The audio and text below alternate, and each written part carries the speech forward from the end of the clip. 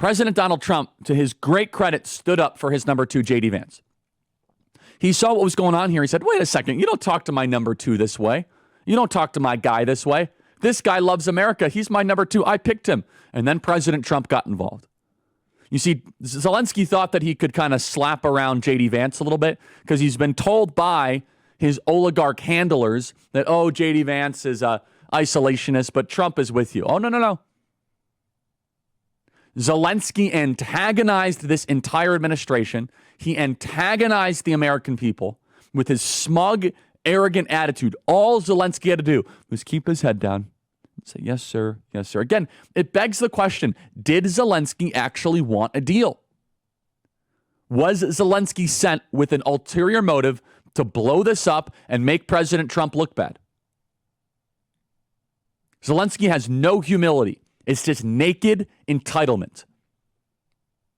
Play cut 24.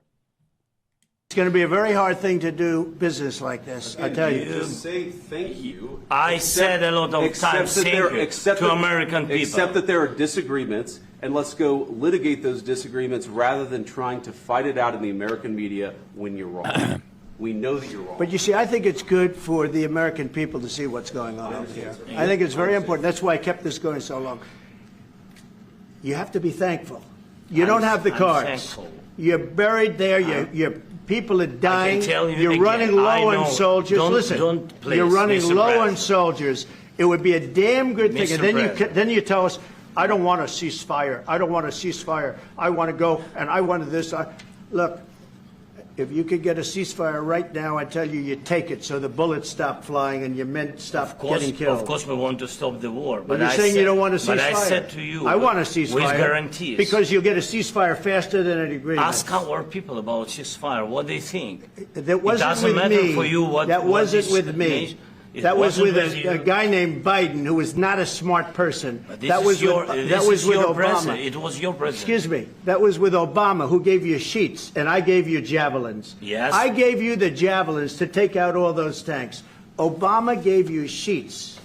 In fact, the statement is Obama gave sheets and Trump gave javelins. You got to be more thankful, because let me tell you, you don't have the cards. With us, you have the cards. But without us, you don't have any cards. When people are in a war, it radicalizes them. They get obsessed and hateful. It's just how war is. It's understandable to a certain extent that Zelensky completely hates Russia. Who could blame him? But to be a statesman, you have to overcome it. The quick detail there is important. We're not talking about a peace deal. First, we're talking about a ceasefire to stop the killing that can then lead to a peace deal. Let's just have a ceasefire. Let's stop the killing and bring everybody to the table. But Zelensky, with his arms crossed, no, we're not doing that. In the art of the deal, President Trump says, without us, you're going to get obliterated. And then the Europeans are acting all uppity this weekend.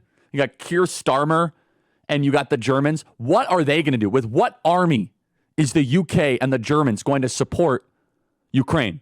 Trump is trying to tell them, look, stop trying to tell us that Putin is bad. We get it.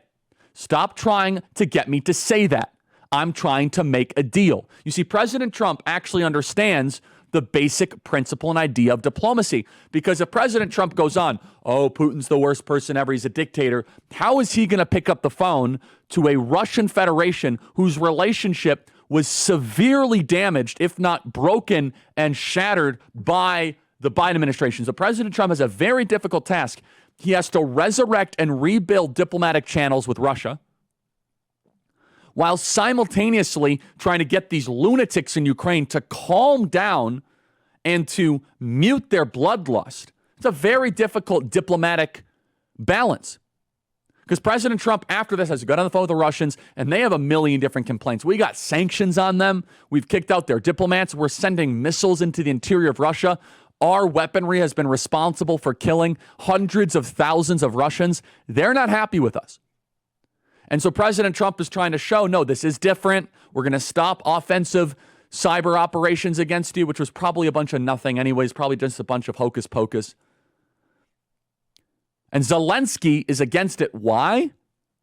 Because he says Putin violates ceasefires. Okay, well, we'll cross that bridge when we get there. There's a new president in town. But Zelensky's not someone who wants peace, and that's a tragedy. Because absent the United States of America backstopping Ukraine, Russia would take over the entire country, Ukraine, which would not be good. It'd be a tragedy. We don't want to see that happen.